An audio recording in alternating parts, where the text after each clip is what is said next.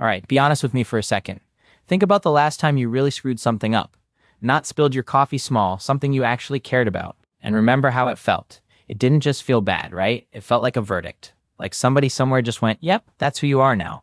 And that's the weird thing. You can mess up one time on some random Tuesday, and your brain turns it into this giant statement about your whole worth as a person. Why does it do that? Why does failing feel so personal? So there's this researcher, Brené Brown, and she found something simple. There's a difference between guilt and shame. Guilt goes, I did a bad thing. Shame goes, I am a bad thing. One's about what you did, the other's about you. And failure gets personal the second your brain quietly swaps one for the other. Same exact event, totally different knife. And why is it so easy?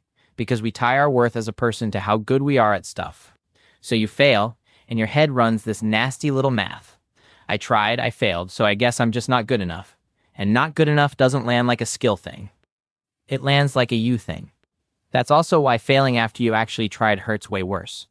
When you don't try, you've got an excuse in your back pocket. When you give it everything and still eat dirt, there's nowhere to hide. And here's the part that honestly kind of blew my mind. This isn't just in your head. It's physical. There's this famous brain study. They had people play a dumb little online game, just tossing a ball back and forth. And then the other players just stopped throwing it to them. That's it. They left them out. Nothing even really happened. But they scanned those brains, and the same spot that fires when you're in actual physical pain, it lit right up.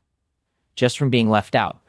Your brain handles getting rejected with some of the same wiring it uses for a broken bone. So when failing physically hurts, you're not being soft. You're just running really, really old software. Okay, but here's where it gets good. If everybody fails, how come it flattens some people and barely scratches others? Same failure, completely different reaction. Turns out it's the story. What actually decides how hard a setback hits you isn't the setback. It's how you explain it to yourself. And the people who spiral explain it 3 specific ways. They make it permanent. It's always going to be like this. They make it pervasive. This wrecks everything. And they make it personal. It's just me. I'm the problem. And notice, not one of those is about the actual thing that happened. They're about the story you staple onto it. A big failure doesn't just sting. It messes with the plot. And whether it feels like the end or just a rough chapter comes down to one belief. Some folks think their abilities are just fixed, locked in. So failing means that's just me. Other folks think you can actually grow. Same failure, but to them, it's just info, not a life sentence. So what do you actually do with all this?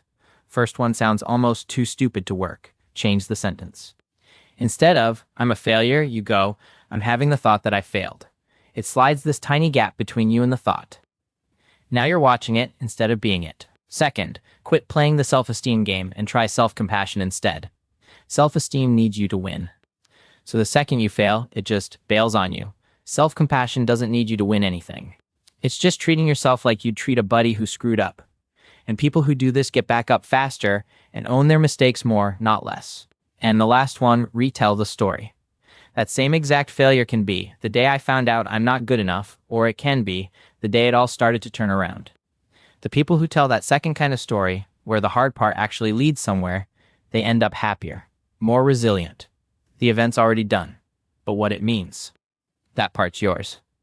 So next time you fail, and it feels like a verdict on your entire life, just remember what actually happened. You did a thing. It didn't work. That's it. Your brain's going to try to blow that tiny sentence up. I failed turns into I'm a failure. But those are 2 completely different sentences. One's a thing that happened. The other's who you are. You didn't turn into a failure.